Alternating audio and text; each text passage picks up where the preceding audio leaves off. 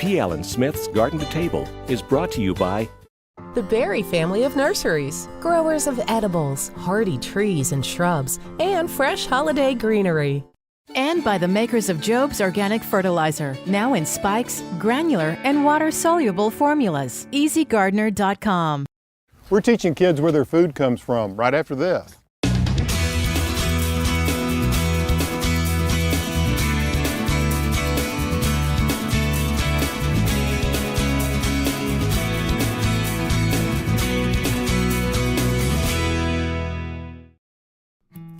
That's looking great. Hi, I'm Alan Smith. Welcome to Garden to Table. You know, when I was a kid, I spent a lot of time out in the garden with my family planting. It's a great way to get kids involved in, well, learning where their food comes from and helping them live a healthier lifestyle. I want to show you some ideas that will help educate your kids. They're fun projects that they'll really enjoy, and you will too. Plus, I've got some surefire garden recipes that kids will actually eat. In the past, of course, everyone knew where their food came from because most people had gardens, and when you wanted eggs, you just went out to the chicken house and gathered those eggs. But today, well, not many people are connected to agriculture, so knowing where our food comes from becomes something that we really need to focus on and help kids understand. When it comes to plants, I have to say herbs are always a good choice for the young gardener. You see, they're easy to care for, and herbs will introduce children to fragrance, flavor, and texture. Here's a project that will get your kids off to a good start in the garden with herbs planted in brightly colored pails. Using a hammer and a nail, an adult should punch drainage holes into the bottom of the pails. Then let your child fill the pails about 2/3 full with soil. Then help them plant a single herb in each pail and fill in with soil. Be sure to water the plants well and add more soil as needed. Then place the pails in a location that will receive 6 to 8 hours of sunlight. Now here's an herb to think about. I love this little spicy glow basil. You see it has tiny kid-sized leaves and it makes a very tasty pesto. And then of course there's curly parsley. I love its texture. It's pretty enough to use in a vase all alone or with flowers. It can be used to garnish or flavor food, and it can even freshen your breath. And then there's oregano. It's an essential herb for pizza. And what kid doesn't love pizza? And then take a look at these onion chives. Not only are they delicious in a variety of recipes, the kids will also enjoy giving them a haircut from time to time. As you can see, you can have a lot of fun with herbs, and I encourage you to give this little project a try with your children. You'll be glad you did.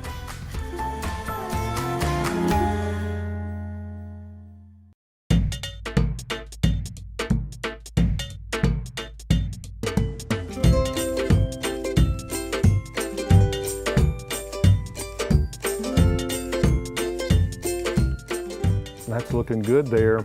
You know, adding small fruits to your garden is a great way to get kids involved in gardening. Every kid loves strawberries, blueberries, most like blackberries and raspberries. You get the picture. They're ideal for home gardens because they don't need a lot of space and they're easier for the kids to take care of. Most small fruits have the same basic growing requirements: full sun and well-drained soil. Be sure to select varieties that are suited to your climate and are disease and pest resistant. And you don't have to have a dedicated place in your garden for fruits either.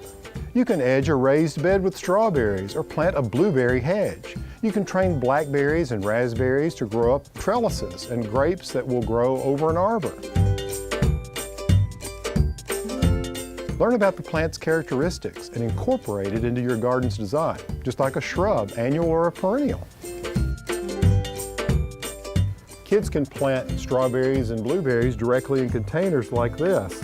And when they harvest the fruit, well, they can make their own personal fruit pan pizza. It sounds pretty good, doesn't it, Will? Yes. It does, good.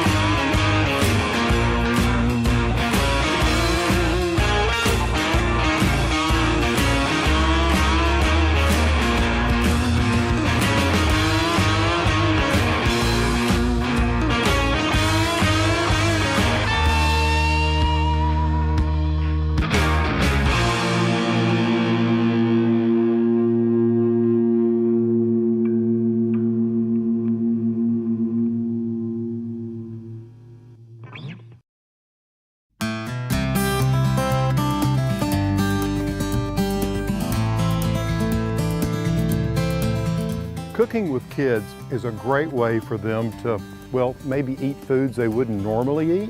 You know, you can't always be with your kids, so you can't monitor what they're eating.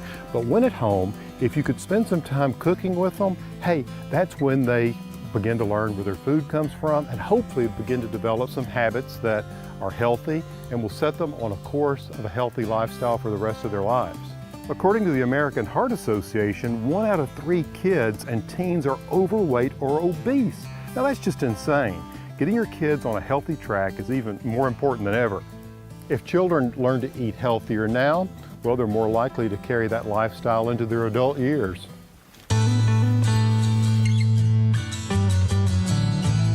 Cooking for kids is one thing, but a program meant to teach kids how to cook is another. It's exciting to see their love of food and creativity flourish in the kitchen. I visited a culinary program designed to help at-risk young men and women prepare for successful careers as culinary chefs.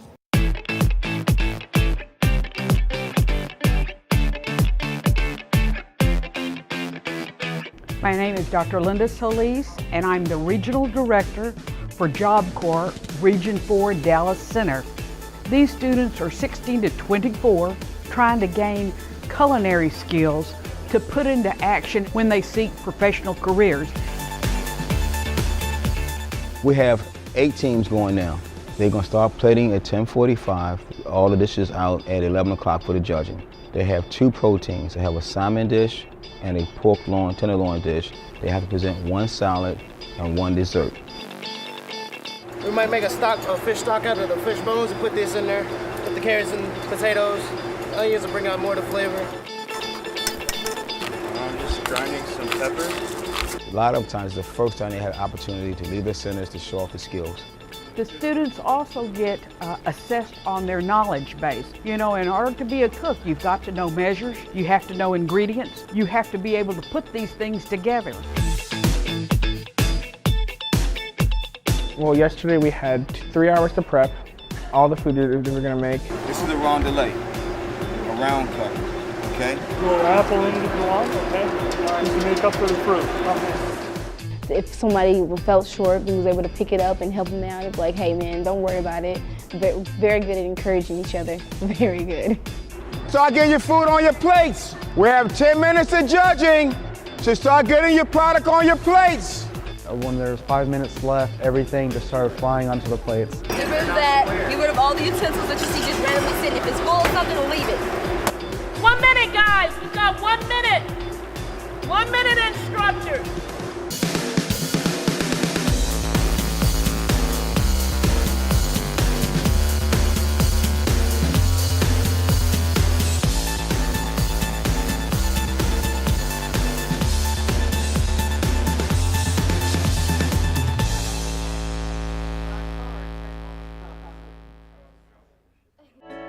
An important part of cooking for kids is, of course, something to wash the food down with. A nice tall glass of milk has benefits that will last a lifetime, and the program at Deanna Rose Children's Farmstead is teaching kids just where that milk comes from. My name is Stephanie Jones, and we're at Deanna Rose Children's Farmstead in Overland Park, Kansas. Deanna Rose Children's Farmstead originally started as the Farmstead in 1978. It was renamed to Deanna Rose Children's Farmstead in 1985 in dedication to an Overland Park police officer who was killed in the line of duty.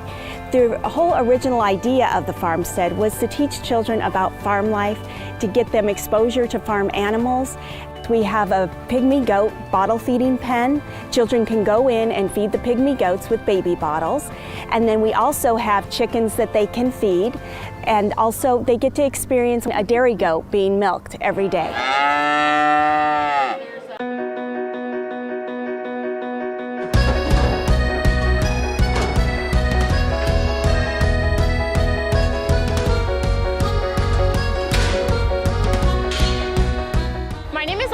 I work here at Deanna Rose Children's Farmstead. We're in the dairy barn where I do milkings every day at 9:30 and 4:30. Good morning, guys. We're glad you're here. This is Heidi.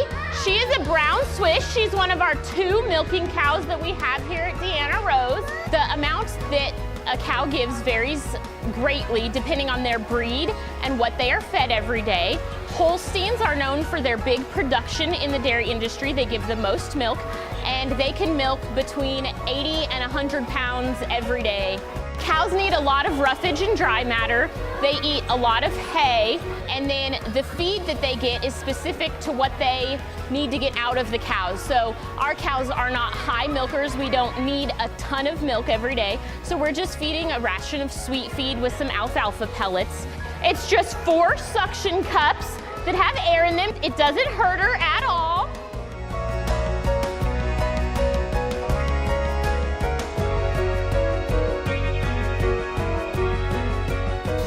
This milk over here, do you guys think it's cold, like in the grocery store? No, it's not cold. You're right, it is actually 101 degrees. I really hope that the kids who come into the dairy barn learn to appreciate the large animals that we have here and what they do for society in general. I'm really big in ag education, and so I hope these kids go away thinking, oh, we milked a cow today, that was awesome. I want to go have dairy products now because I know where it comes from and I know why it's so good for me.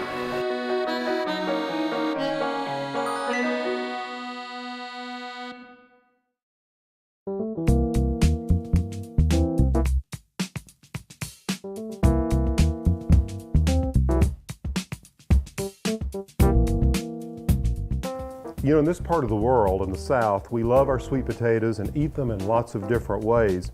Now, what I'm preparing is one of my favorite desserts. It's sweet potato pie. And this is a slightly different recipe because what I like to use soy milk. And the reason I like to use soy milk is that it's a little lower on the calories, and if you've got someone in the family who has milk issues, milk allergies, then soy is a great alternative. You know, it's interesting, soy is often referred to as the miracle bean because so many products, if you look in the grocery store, you'll find actually have soybeans in them. So it's really a very nutritious and high protein bean. So we're going to use that in this recipe. It's basically following a pumpkin pie recipe. And what I've done here is I've got about 1 3/4 cups of sweet potatoes, and you can mash these sweet potatoes by either baking them and taking the skins off, or you can peel them and boil them. The point is you just want to cook them until they're soft, get the skins off of them. And 1 3/4 cups is about, medium to large size sweet potato and a small one. That's what it takes for this pie. So I'm going to start with the dry ingredients first. What I've got here is 3/4 cup of granulated sugar, 1 teaspoon of cinnamon, 1/2 teaspoon of salt, 1/2 teaspoon of ginger, and 1/4 teaspoon of cloves ground. I'm just going to mix all those together. Okay, with that done, I'm going to go ahead and get my eggs ready. I'm using 2 large eggs, and these are from our girls here on the farm.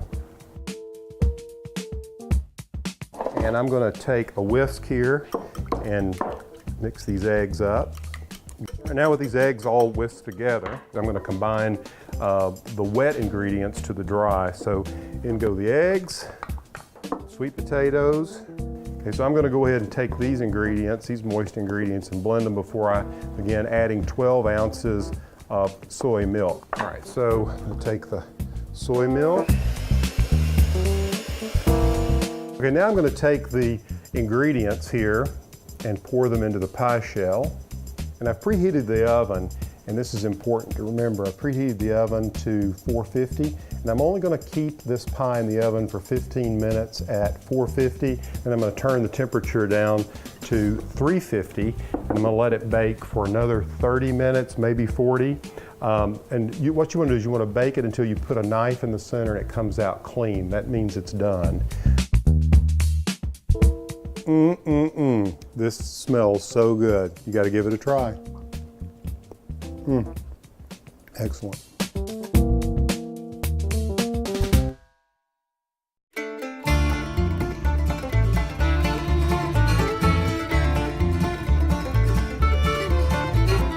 A great source of protein for kids are, of course, eggs. And a few chickens in your backyard would not only show kids where eggs come from, but teach them how to care for an animal.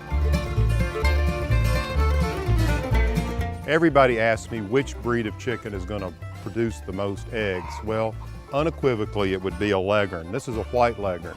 They're a Mediterranean breed. They're light and they're big on egg production. And they produce big eggs. Just look at the size of that egg. These girls will really blow them out. I'm talking they'll lay up to 360 eggs a year. That's almost an egg a day. It's unheard of. Even though Leghorns are the bird that they tend to use in commercial poultry operations for egg production, they're a very old breed. Right? Buongiorno, buongiorno. And they also inspired a cartoon character. You've heard of Foghorn Leghorn? Well, this is what inspired Foghorn Leghorn. Right, girl? I say, right, girl? Right? Uh-huh. I got mine from a friend who's a poultry scientist, and what we're doing here at the farm is we're actually involved in a breeding program to help increase the vigor of a very old breed that's quite threatened, the silver gray Dorking. You see, the Dorkings were brought into England around 53 BC by Caesar's conquering armies, so they are Italian by descent.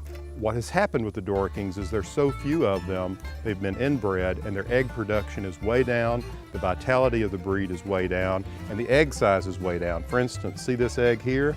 That's a Dorking egg. Dorkings are actually larger than Leghorns, but look at the size of the Dorking egg next to the Leghorn egg. What we're doing here is crossing Dorkings with Leghorns. What I'm trying to do is instill some of the vitality, the egg production that you find in these gals into our Dorkings. It's going to take about 4 or 5 generations. We're doing the first cross with a Dorking rooster and white Leghorn hens, which give us a half and half hybrid. Then what we'll do is continue to take the half Dorking, half Leghorn crosses and put Dorkings on them and continue to put Dorkings on them until we work all of the Leghorn qualities out, except for the egg production, which is what we're really looking for here. Over here you can see the similarities. There are some Dorking hens and you can see the Leghorns. They have a single floppy comb. The body shape is similar. The Dorking is a deeper bodied bird.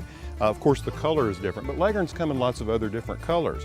So if you're thinking about keeping a home breed, you might think about some of these Leghorns if you're really focused on egg production. If you're looking for something that will convert feed to eggs, these girls are egg-laying machines.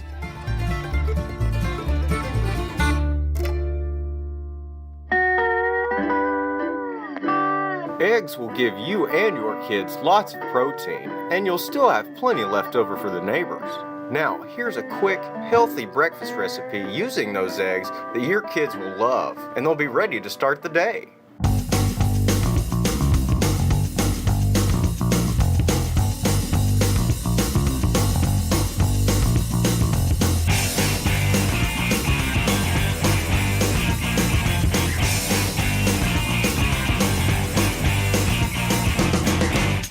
You know, sometimes you have to be downright sneaky to get kids to eat in a healthy way. This is a breakfast burrito panini. And what you start with is some whole wheat tortillas like this. What I do is just take some spinach. What I have is a half a cup of spinach here. I'm going to use about half of it. And then I have some black bean corn salsa, 1/3 of a cup of it. And then what I have is cheese. What kid doesn't love cheese? I have 1/4 of a cup, and I'm going to use half of that. Sprinkle that in here. And then, of course, the eggs themselves. And what I've done is I've used 1 hard-boiled egg. Just going to lay that all along in here like this. And then you can just salt and pepper to taste. A little pepper, and a little bit of salt here, like that. Then all you do is you fold the tortilla up like this.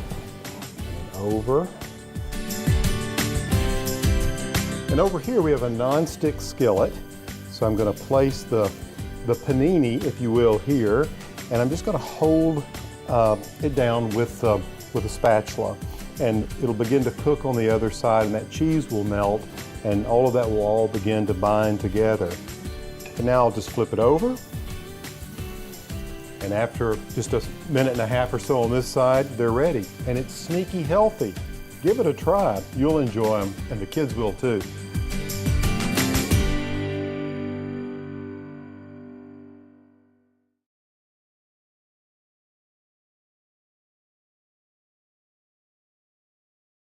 Hey, that's looking great. Here's some cabbage to plant.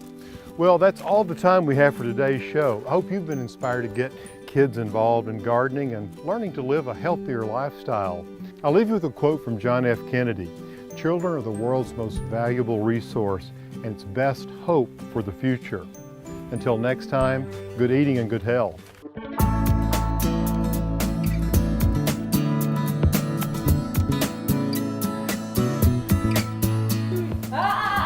need that for a beauty shot. Sorry. Really good. All day long. It's gonna be awesome. Mm-hmm. You wanna eat another one? Just keep cooking them. Oh, Miss Nikki, you just keep making for everybody. Okay, whole crew, everybody's getting Really good. eggs, Now you need to put some soil up around that one, Will. Or I'll call you Mr. Wilson. How's that? Mr. Wilson, okay, yeah.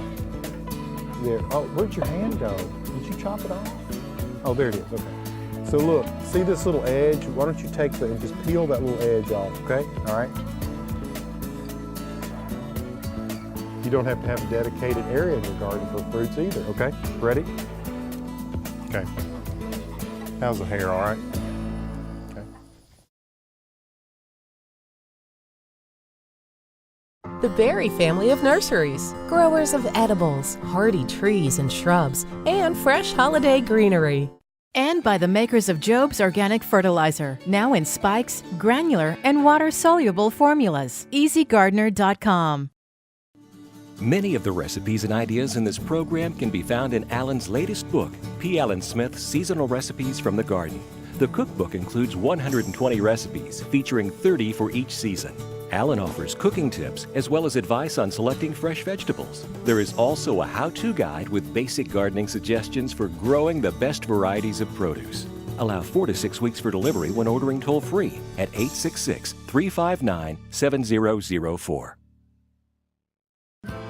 More information on today's topic and other topics covered in this series can be found at pallensmith.com.